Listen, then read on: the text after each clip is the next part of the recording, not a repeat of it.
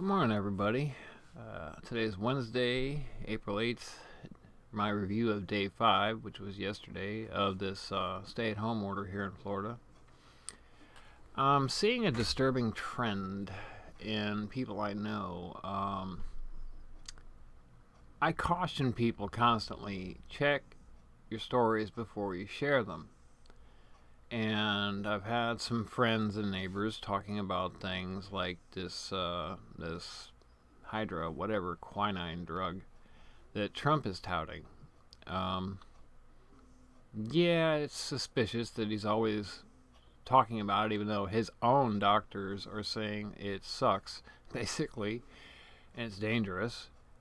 Um, but what was brought to me was that he was profiting off of it, or that somebody that he knows is profiting off it, like Rudy Giuliani. I don't know about the validity of that because the only sources I've been able to find on the story are the gossip rags, HuffPost, and things like that. When you're talking about a news story, definitely avoid sources like the HuffPost. They're literally gossip rags. They might as well be in the supermarket aisle. But here's the thing. If you think it might be true, if you believe it's true, why not research it? It is as simple as typing it into a Google bar. You can't say like, oh, I didn't have time to go to the library, look it up, or didn't have time to read the newspaper and check it out. It popped into your inbox, it popped into your Facebook feed, and it could just as easily be popped into a Google search bar. I'm not seeing a single responsible news agency carrying that story this morning. Whether that changes or not, I don't know. And I will look into it further throughout the day. Because, I mean, my own feeling is this somehow somebody he knows is making money off of it. Because as president, if he makes money off of it, that would probably end up putting him in a charge of treason. Which, well, he's trying to be historic no matter what, but that's besides the point. Okay, so back to the coronavirus, though. Still not seeing enough people taking this seriously, man. At least in my area. You know, all of them are like, it's like they think it's the flu or something. Now, granted, and this is not to be mean, this is being real. There are a lot of undereducated people in our area. A lot of very hardcore drug addicts and people who are just so lost that, they're where I was at and worse from back before I got in trouble. Common sense. If you're hearing the entire world is having a problem, if you're hearing state agencies and government saying stay home, you're going to make people sick, and you're laughing about that and thinking it's a joke, something is wrong with you. And I certainly hope that they start making people take it seriously. Start citing people who aren't wearing something to cover their face. If that irritates you, I'm sorry. I want to live. I want my wife to live. I want my animals to live. And by the way, that's the other story that a lot of people think is false. Coronavirus, COVID-19, has crossed the barrier between animals and people and back. That's where mutations come from. And from my understanding, and it was even on the actual news last night on TV, if you're sick, distance yourself from your animals. They are worried about this thing causing more issues because of crossing back and forth. Now, that's not just somebody's idea of, oh, well, this might happen. This is real. It's happening. It has happened in all around the world, not just in one or two places. Stop being so lazy, people. I'm sorry to be a jerk about it, but stop being lazy. It's as simple as typing it into a Google search bar and hitting enter. Why do you continue to share misinformation rather than check it out when it's as simple as that? Now, I don't like Trump. Never have. Not once in my life. Because I've always seen nothing but bad news about the guy. But here's the thing. Whether I like him or not, I'm not going to share something that's not true or could possibly not be true just because I don't like the guy and to try and steer other people into not liking him. I look for real reasons. Like the fact that he can't say more than 5 words and repeat them. Yeah, it's a little exaggeration, but you know what I'm saying if you've been watching his press conferences. We need to be checking everything we're sharing. And I mean that seriously. In this time, there's going to be a lot of aggravation. I mean, I talked to the police yesterday. They are so overwhelmed with domestic situations and things like that. And people are on edge. They're stuck at home, which they're not used to. You know, governor's talking about taking away alcohol and stuff like that. You know, people are running out of money. And like the people who are on drink or on drugs or usually have something to distract themselves because of money no longer have that. So anything we can do to not add to that frustration and is a good thing. I mean, I hear it every day. I'm out on the front porch smoking a cigarette, and yes, I know I need to quit. And it's just, you know, there's yelling, arguing, fighting all throughout the neighborhood. You know, we live in a little poorer section of town, but there are some good people here too. You know, just because the area is poor does not mean it's all trash. But validity of sources is a very important thing. If I see something in the HuffPost that sounds like something I'd like to share, I'm going to go and Google it and look for any reliable news source, but I'm not going to just settle with one. If it's, say, in the Washington Post, but not the New York Times, okay, that should put a question mark in your head.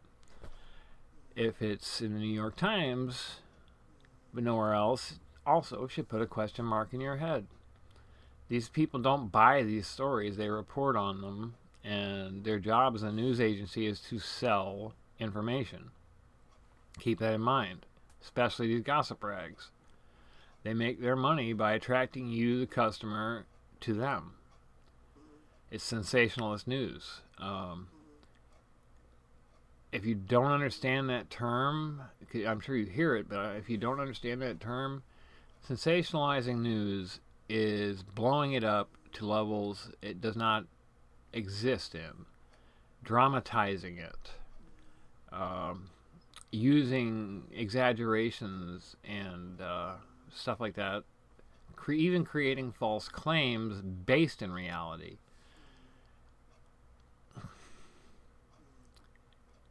I'd like to think that most people have the ability to be reasonably intelligent. Whether they're using it or not, that's a whole nother story.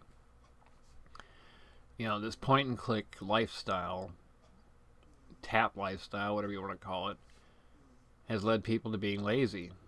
You know, the overwhelming nature of Facebook, you know, the feeds, and if you got friends who are all like-minded, you're seeing the same things over and over and over and over and over.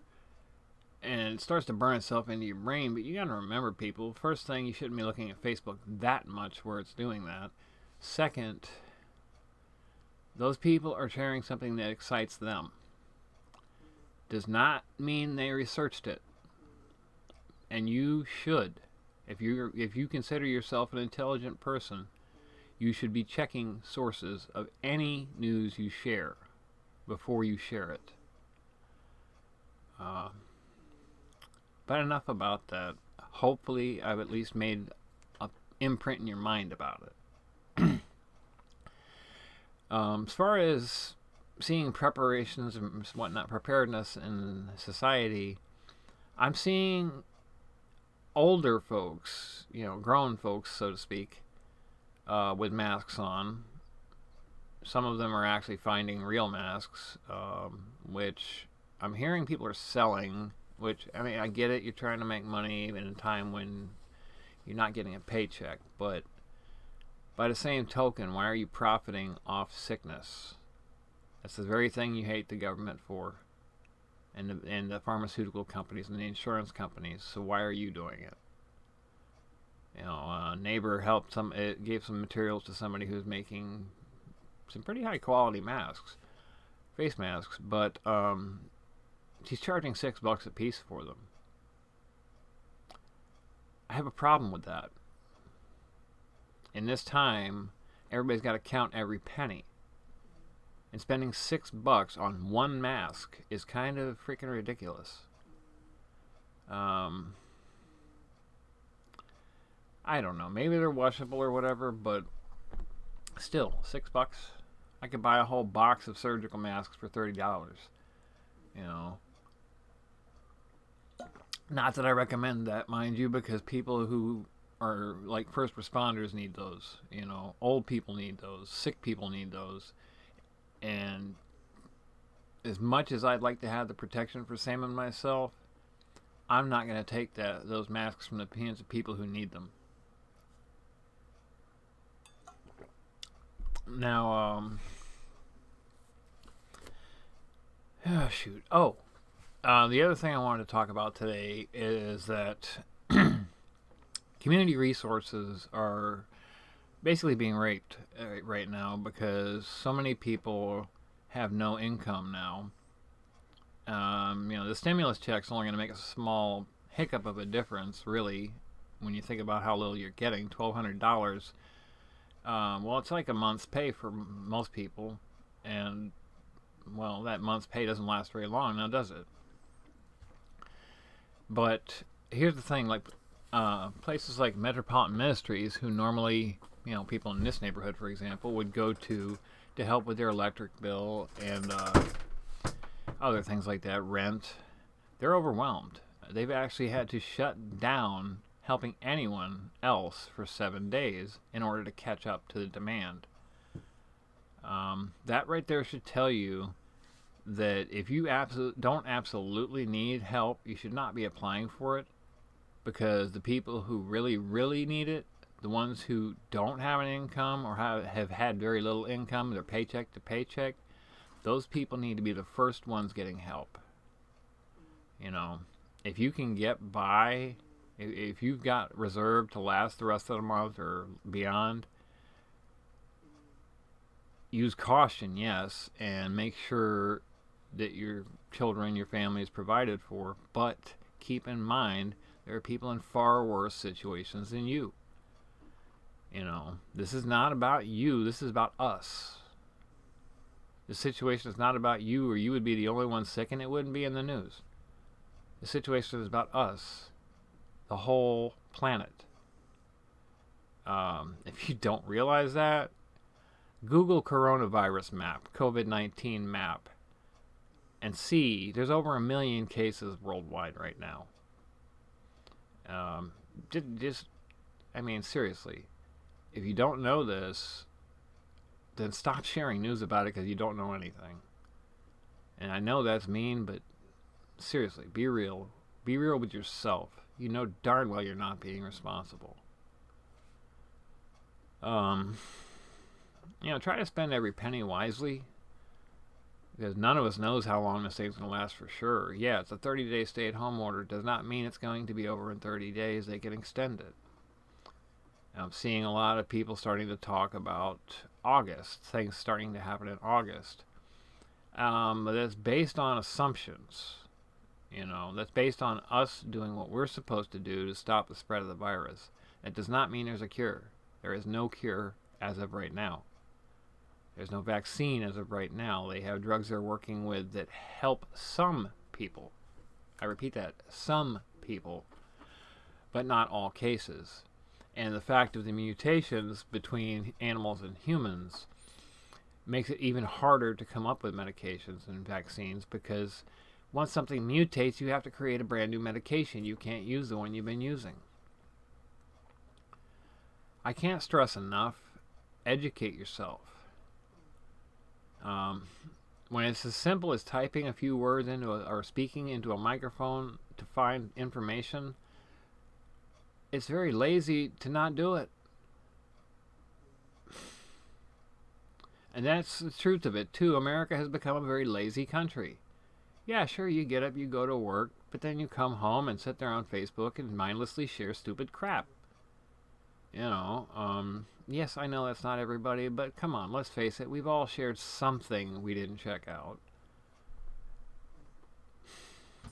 We're all a part of the problem in some way, shape, or form, and we should strive to not be part of that problem. We should strive to be the solution, not the problem. And the same thing goes with the coronavirus. Being part of the solution is doing what your governmental and health agencies are asking you to do. They could be forcing you to do it. If that's what you prefer, I'm sure they will gladly do that once they feel it's necessary. Just do what you're asked. It's not that hard. You can make a simple cloth mask that will provide some protection from an old t-shirt and 2 hair ties. So how is that too hard for you? How is that costing you anything? It's not. You're lazy. Simple as that. This is not the time to be lazy. People are being told to stay at home. It doesn't mean you have to be, not be doing anything. I'm always stressing, things like cleaning. Very few people house and closets and garages are so in order that they don't have a damn thing to clean.